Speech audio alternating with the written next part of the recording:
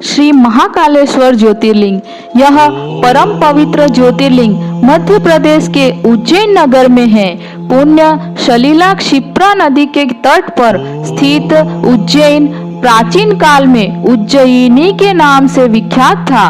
इसे अवंतिकापुरी भी कहते हैं। यह भारत की परम पवित्र सप्तपुरियों में से एक है। महाभारत, शिव पुराण एवं स्कंद पुराण में महाकाल ज्योतिर्लिंग की महिमा पूरे विस्तार से वर्णन किया गया है। इस ज्योतिर्लिंग की कथा पुराणों में इस प्रकार वर्णित है। प्राचीन काल में उज्जयिनी में राजा चंद्रसेन राज्य करते थे। वह परम शिव भक्त थे। एक दिन श्रीकर नामक एक 5 वर्ष का गोप बालक अपनी माँ के साथ उधर से गुजर रहा था। राजा का शिव पूजन देखकर उसे बहुत विस्मय और कौतूहल हुआ।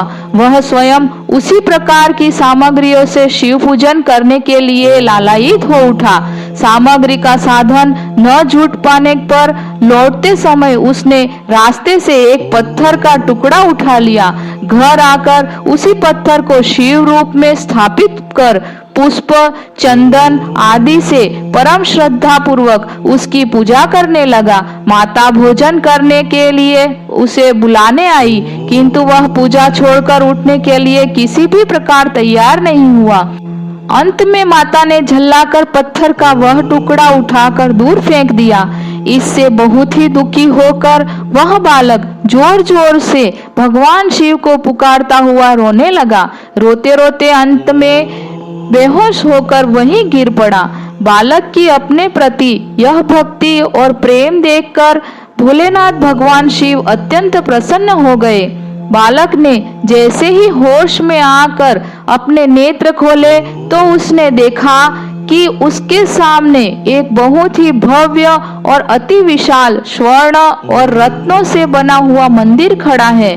उस मंदिर के अंदर एक बहुत ही प्रकाशपूर्ण भास्वर तेजस्वी ज्योतिर्लिंग खड़ा है। बच्चा प्रसन्नता और आनंद से विभोर होकर भगवान शिव की स्तुति करने लगा। माता को जब यह समाचार मिला तब दौड़कर उसने अपने प्यारे लाल को गले लगा लिया। पीछे राजा चंद्रसेन ने भी वहां पहुंचकर उस बच्चे की भक्ति और सिद्धि की बड़ी सराहना की। धीरे धीरे वहां बड़ी भीड़ जुटने लगी। इतने में उस स्थान पर हनुमान जी प्रकट हो गए। उन्होंने कहा, मनुष्यों, भगवान शंकर शीघ्र फल देने वाले देवताओं में सर्वप्रथम है।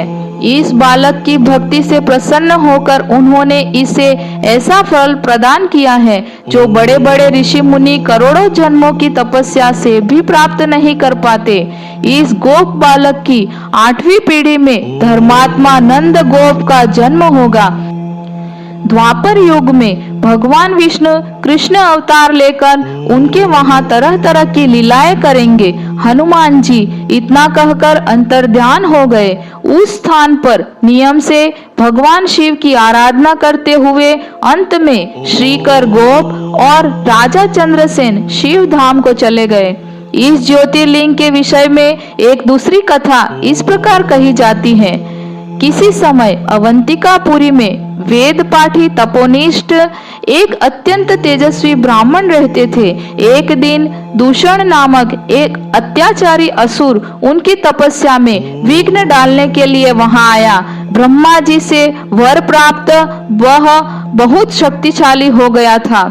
उसके अत्याचार से चारों ओर त्राही त्राही मची हुई थी। ब्राह्मण को कष्ट में पड़ा देखकर प्राणी मात्र का कल्याण करने वाले भगवान शंकर वहां प्रकट हो गए।